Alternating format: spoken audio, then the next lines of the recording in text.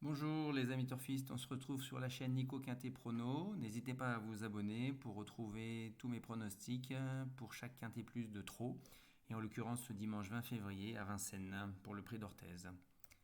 La course du jour, une course européenne de groupe 3, dotée de 90 000 euros sur la grande piste, 2850 mètres pour 4 ans, les I n'ayant pas gagné 165 000 et ils seront 15 partants. À défaut du critérium des jeunes, la Société des courses a privilégié une course avec un partant de plus, en l'occurrence la génération de I, de bonne qualité, avec des chevaux qui sont juste en dessous des meilleurs. Ce sont des jeunes chevaux par contre, attention. Ils vont affronter également pour la première fois les 2850 mètres de la grande piste. Jusqu'à maintenant, ils étaient confrontés au parcours des 2700 mètres.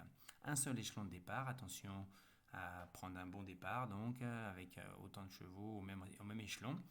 Et nous avons la moitié quasiment des partants qui sont des trotteurs étrangers, la plupart italiens d'ailleurs. Certains se sont déjà illustrés et d'autres n'ont pas été revus en compétition en 2022.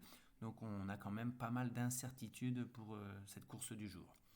Les partants, donc dans ce tableau des partants, nous remarquons éventuellement 3 chevaux de l'écurie Abondo, le 4, le 11 Calizzo di Poggio et le 14 Instinct d'âme.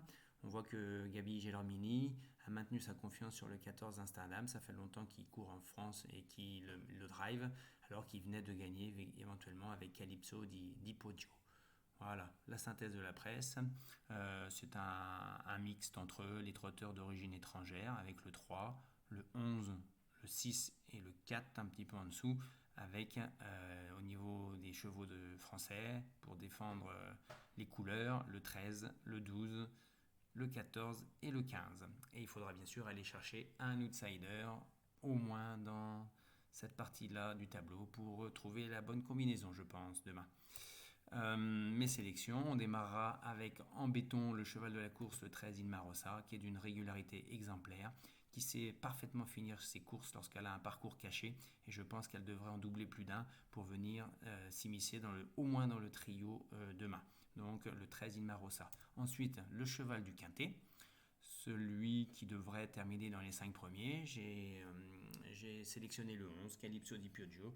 Même si elle n'a pas été revue en 2022, j'ai beaucoup aimé sa fin de course du 30 décembre, une belle victoire. Elle est très régulière dans ses résultats. Je pense que malgré cette absence d'un mois et demi de compétition, elle terminera dans le Quintet Plus. Ensuite, le coquin, j'en ai gardé deux, un cheval d'origine française, un cheval d'origine étrangère. Le 10, Ikaku des Saintis, qui a l'air de revenir en très bonne condition, qui est parfaitement aguerri aux joutes des courses de groupe dans cette génération-là. Lors de sa dernière course, son driver aurait pu garder le sillage de Inmarosa et aurait terminé bien plus près. Il a voulu le décaler légèrement, il a fait la faute. Donc à reprendre absolument, je pense, pour une petite place. Et également le 1 Coco Chanel Effet, qui lui a couru dans des lots supérieurs, il me semble. Et sa dernière course sur 2100, il a été bloqué malheureux derrière un rideau de chevaux. Et la course d'avant, le 30 décembre, il avait fini 5e dans la course gagnée par Calypso di Peugeot et par Collier. Donc je pense qu'il peut pimenter les rapports. Ensuite, on a le trompeur qui est pour moi Idi la vie, numéro 15, où pour faire assez simple, on a 7 disqualifications sur les 10 dernières courses, donc difficile de vous la recommander alors qu'elle va être un peu appuyée au betting. Et enfin, j'élimine dans cette course le numéro 9, Imagine Darling, qui a l'air d'être très très loin de sa meilleure condition physique. Revenons sur le quintet de vendredi à King-sur-Mer. Je me suis trompé sur le cheval en béton. Je pensais Faceful face à un engagement en or, très bien placé au premier poteau. Malheureusement, il a vite abdiqué. Il est passé de forme et tant pis, je me suis trompé.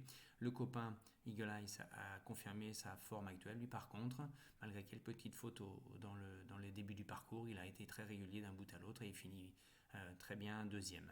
Ensuite, on a le numéro en coquin, le numéro 10, Esprit Mystique, qui a fait uniquement la dernière ligne droite et encore il a été bloqué, il a pu se décaler bien trop tardivement, il n'avait aucune chance dans ces conditions de finir dans le quintet. Et Lambaroc a eu du mal à finir son parcours et semble un petit peu passer de forme également. Diablo du Noyer n'a pu exister dans ce lot-là. Et enfin, les deux fantômes, n'ont pas figuré non plus. Voilà, je vous donne rendez-vous éventuellement demain à partir de 13h, le jour de la course, dans les commentaires de cette vidéo, pour une dernière minute à partir des cotes et des bruits de sabots éventuels. Je vous remercie de vous abonner, de liker cette vidéo si ça vous a plu sur la chaîne Nico Quintet Prono.